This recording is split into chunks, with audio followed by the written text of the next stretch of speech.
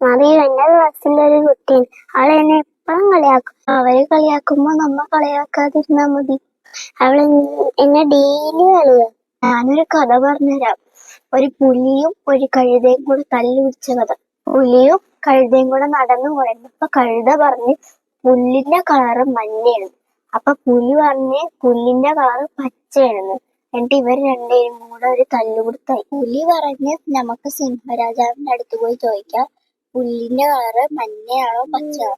പച്ചയാണെങ്കിൽ ഞാൻ ജയിച്ച്, മഞ്ഞയാണെങ്കിൽ നീ ജയിച്ചു. അവര് സിംഹരാജാവിന്റെ അടുത്ത് ചെന്ന് കാര്യം പറഞ്ഞു. സിംഹരാജാവ് എല്ലാം കേട്ടിട്ട് കഴുതേനോട് പറഞ്ഞു, കഴുതേ നീ പൊക്കോ, പുലിനെ 1 മാസത്തേക്ക് ഗുഹയിലിട്ട് പൂട്ടി. പുലി സിംഹരാജാവിനടുത്ത് ചോദിച്ച്, രാജാവേ, പുല്ലിന്റെ കളറ് പച്ചയല്ലേ, പിന്നെ എന്തിനാ എന്നെ ശിക്ഷിച്ചത്?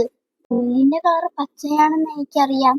മണ്ടനായ കഴുതേനോട് തർക്കിച്ചതിനാണ് നിനക്ക് ശിക്ഷ തന്നത്. തെറ്റ് ചിലപ്പോൾ അവരുടെ ഭാഗത്തായിരിക്കും, അല്ലെങ്കിൽ നമ്മുടെ ഭാഗത്തായിരിക്കും. എന്തിനാ തർക്കിക്കാൻ നിൽക്കുന്നത്?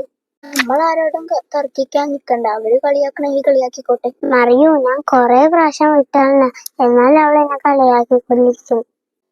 ഒരു കാട്ടിലൊരു സിംഹം ഉണ്ടായിരുന്നു.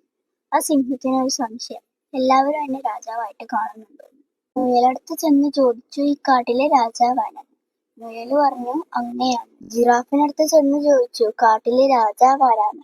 ജിറാഫ് പറഞ്ഞു, അങ്ങനെയാണ്. അപ്പോ സിംഹത്തിന് സന്തോഷായി. അപ്പോഴാണ് ഒരു ആന വരുന്നത് കണ്ടത്. ആനയുടെ അടുത്തും പോയി ചോദിച്ചു, കാട്ടിലെ രാജാവാരാണ്? ആന മിണ്ടാതെ നടന്നുപോയി.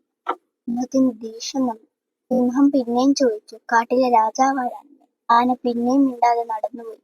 സിംഹത്തിന് ദേഷ്യം വന്ന ആനേന്റെ മുന്നിൽ കയറി. എന്നിട്ട് വീണ്ടും ചോദിച്ചു, കാട്ടിലെ രാജാവാരാണ്? ആനേന്റെ ക്ഷമ നശിച്ച്. ആന തുമ്പിക്കൈ കൊണ്ട് സിംഹത്തെ പിടിച്ച് മുകളിലേക്ക് പൊക്കിയെടുത്ത് താഴടിച്ചു. നിലത്ത് വീണ സിംഹം ചോദിച്ചു, കാട്ടിലെ രാജാവ് ആരാണെന്ന് മാത്രമല്ലേ ഞാൻ ചോദിച്ചുള്ളൂ? അപ്പോൾ ആന പറഞ്ഞു, അതിനുള്ള മറുപടിയാണ് ഞാൻ ഇപ്പോൾ തന്നത്. നമ്മൾ മാക്സിമം ക്ഷമിക്കുക, എന്നിട്ടും തലയിൽ കയറിയാൽ തിരിച്ച് വാ തുറക്കാൻ പറ്റാത്ത രീതിയിൽ മറുപടി പറയണം.